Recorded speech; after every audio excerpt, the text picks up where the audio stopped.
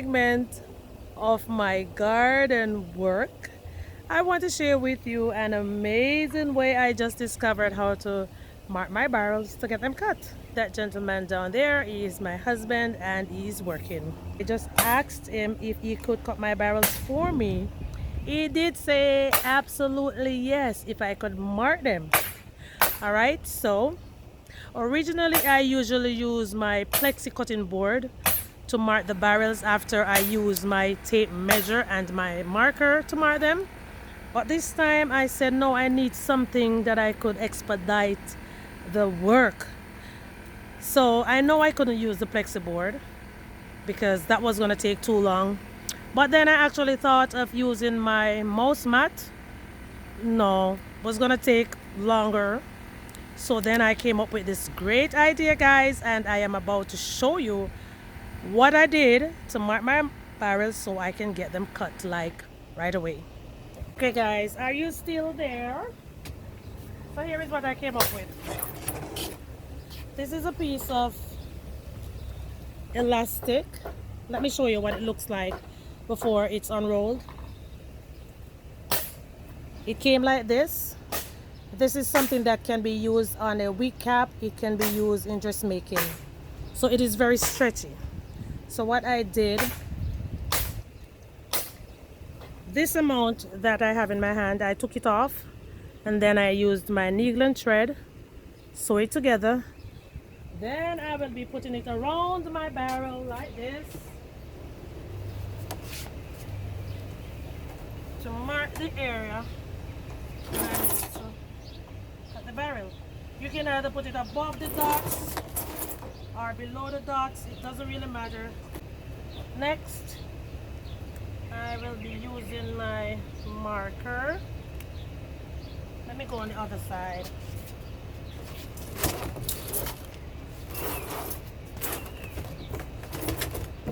So I will start by connecting the dots.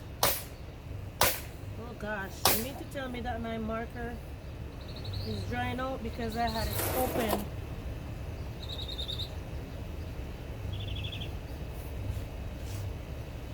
Let's see if I can find another marker, guys. Alright, so you join your dots all the way around where the elastic is level on your barrel, and in, I don't know if that is less than a minute, you have marked your barrel and it is all ready to be cut. So since I am introducing these to you guys to be used as a raised garden bed, this is how you can mark it very easily, and I will be putting a link down in the description on how to use a drill to cut your barrel if you do not have a saw. Okay, so please go ahead and comment down below and let me know if this is an idea that you will utilize in your garden.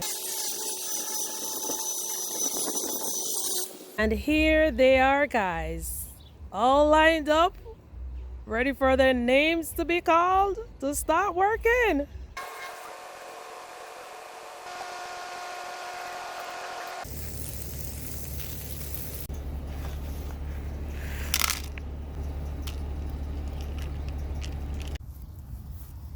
A few hours later.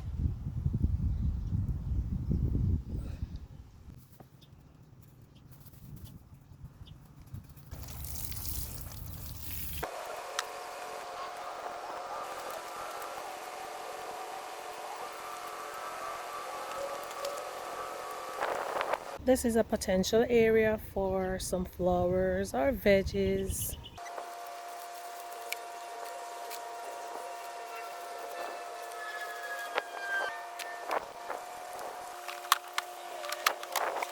It's a tree stump, guys.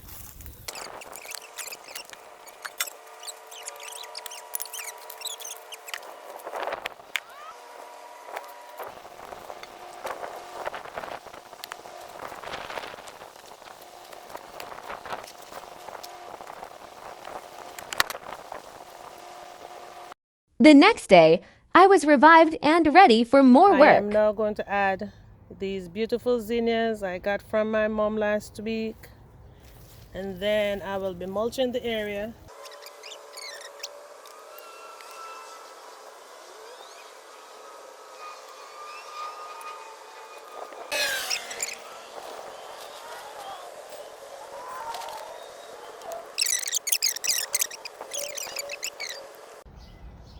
And I am all done.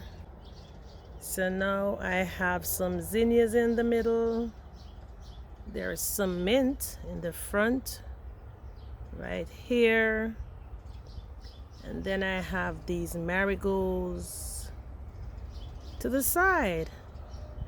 I might make this just a flower bed, or I can also add some brassicas in there.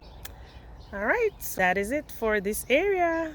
So guys, for over a week now, I have been working on my summer garden makeover.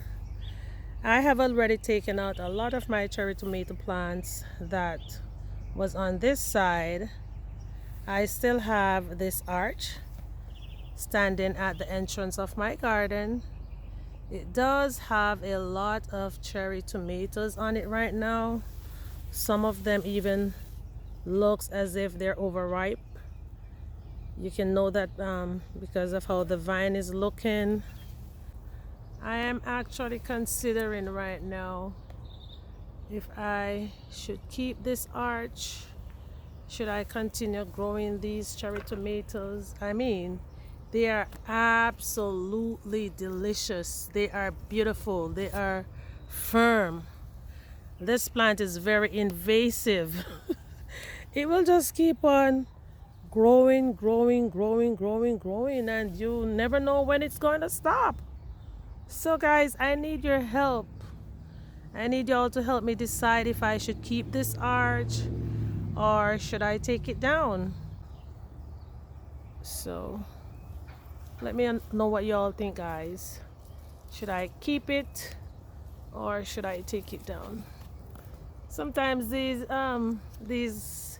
stuff that we have in our garden, they're looking so beautiful, we are so hesitant when we want to harvest them.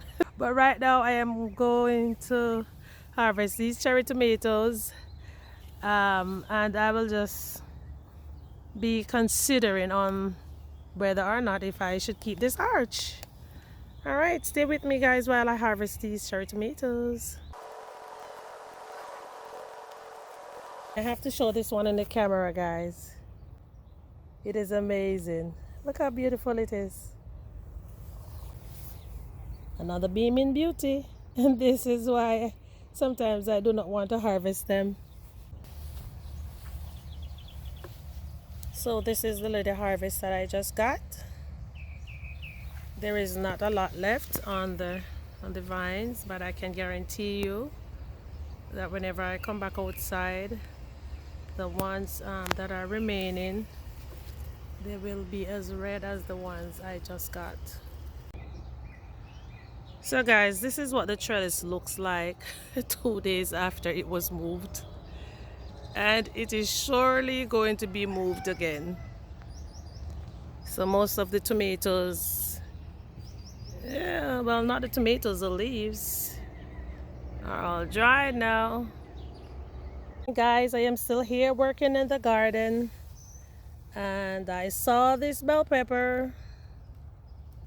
Look at it. It's all mushy, brownish, yellowish, green. Looks like it has some fungus on it. So we've been having a lot of rain over here in Zone 10A, Florida for a few days now. And because of the excessive water, some of the bell peppers, they are not looking so perky. Yes guys, so if you have your plants and there is not enough drainage in your containers, the leaves will start to look yellow. Let me see, like this. So what I am going to do, I will be harvesting these bell peppers I'm not sure if there's any more that is looking like that.